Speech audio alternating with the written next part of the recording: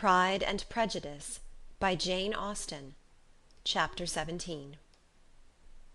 Elizabeth related to Jane the next day what had passed between Mr Wickham and herself. Jane listened with astonishment and concern.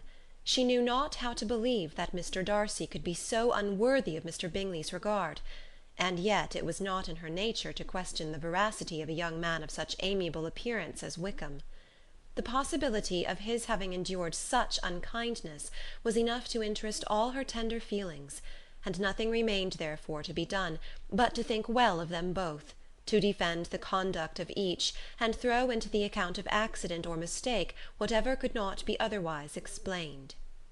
"They have both," said she, "been deceived, I dare say, in some way or other, of which we can form no idea. Interested people have perhaps misrepresented each to the other.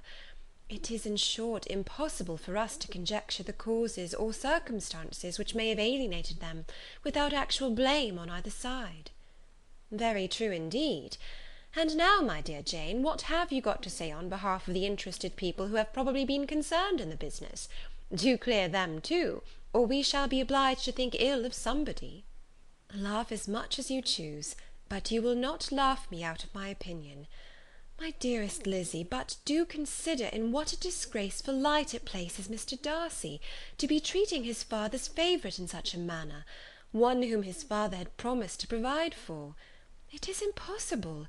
No man of common humanity, no man who had any value for his character, could be capable of it.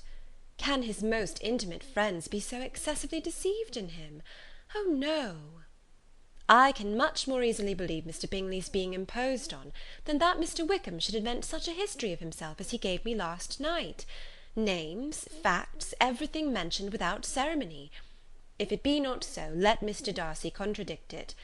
Besides, there was truth in his looks." "It is difficult indeed.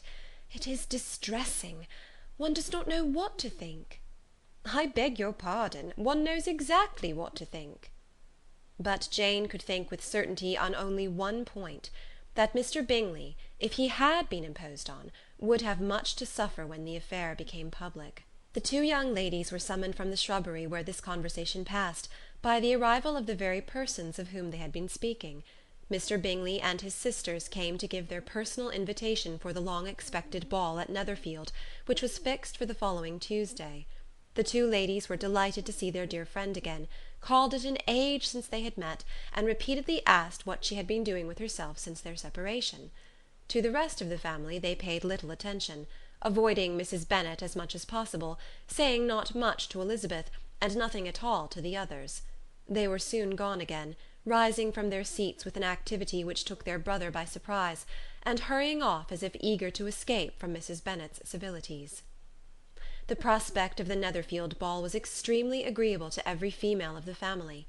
Mrs Bennet chose to consider it as given in compliment to her eldest daughter, and was particularly flattered by receiving the invitation from Mr Bingley himself, instead of a ceremonious card. Jane pictured to herself a happy evening in the society of her two friends, and the attentions of her brother, and Elizabeth thought with pleasure of dancing a great deal with Mr Wickham, and of seeing a confirmation of everything in Mr Darcy's look and behaviour.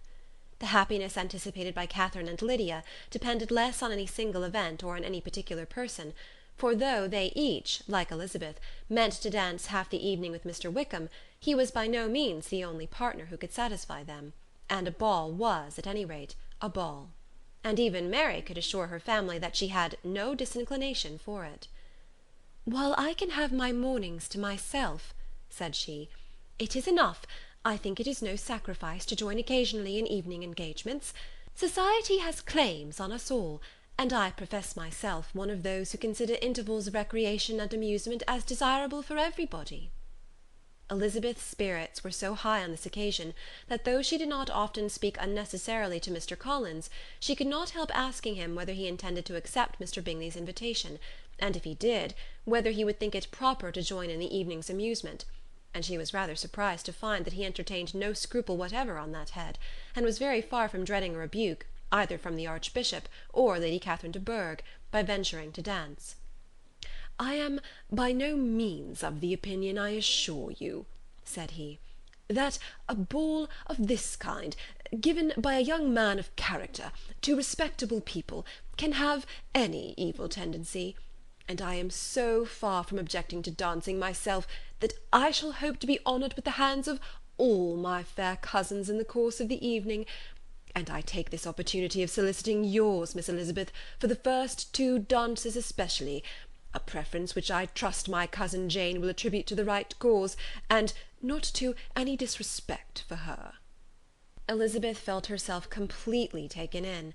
She had fully proposed being engaged by Mr Wickham for those very dances, and to have Mr Collins instead.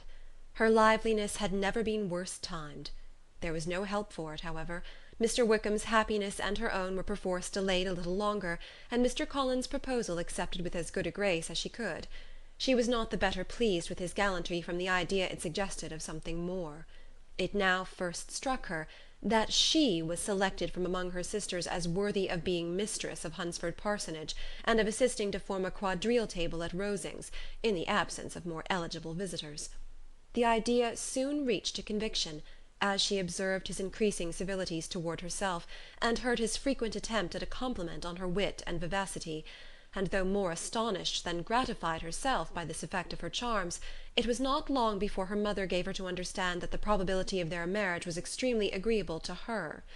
Elizabeth, however, did not choose to take the hint, being well aware that a serious dispute must be the consequence of any reply. Mr Collins might never make the offer, and till he did, it was useless to quarrel about him.